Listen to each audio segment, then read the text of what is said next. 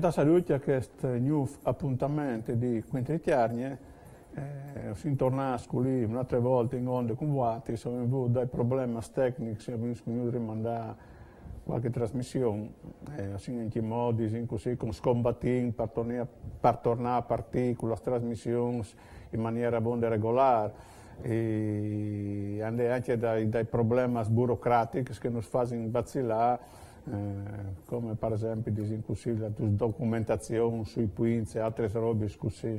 che speriamo di risolvere in corto e dopo di tornare, come voi dite, in onda in maniera regolare anche con altri servizi importanti che voi su prese come il telegiornale e come così le cronache di ciò che sta succedendo sui nostri territori. Allora, ovviamente, così tornare in onda, chi è come sempre Virgilio, la nostra trasmissione,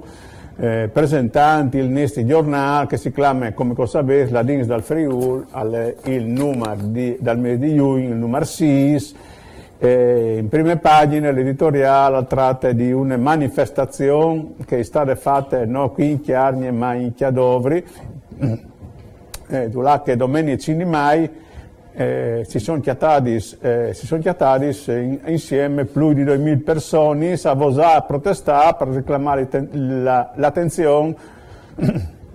su un territorio che è da ora a morire, venga a stare la Mon, con i cittadini, amministratori, anche in maggioranza inglese, venga a stare l'arcidiacono dal Cadore. Ieri in così in tanti a protestare che i stessi organizzatori si sono chiappati in quinterpi per via che il servizio di sicurezza era su frontale e regolamentare c'è tante così si è modificato anche il programma in modo di non bloccare il traffico sulla statale di Alemagna che è una frequentata e che è statale che di Belluno e va su a Cortina d'Ampezzo. Ieri fin dagli anni 70 che in Cadore non si vedeva tante mobilitazioni di popolo, in che volte la Int aveva protestato per salvare la ferrovia, in che molte ferrovie, ma non dome la Int che vive in monte domanda servizi che funzionino e che non glotti altri stais. Infatti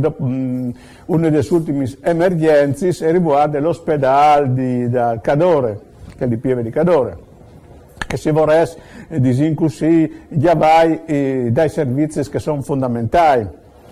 Soddisfatta del risultato della manifestazione è stata Maria Antonia Ciotti, sindaco di Pleve di Cadore, che ha sottolineato, speri che il segnale arrivi forte e chiaro ai palazzi e se non il bacio si impronta a ripetere la protesta. Da stessa opinione anche Giuseppe Casagrande, un dei organizzatori della manifestazione, che al giorno a chi assume a rischio la sanità, i trasporti, gli uffici pubblici al tribunale, le agenzie designate, disposti. Per esempio,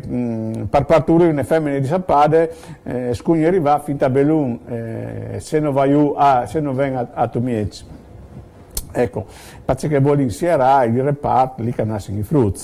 Insomma, l'elenco dei servizi in forza dalle lunghe, la situazione potrebbe peggiorare in Tiemò, tanto che la Int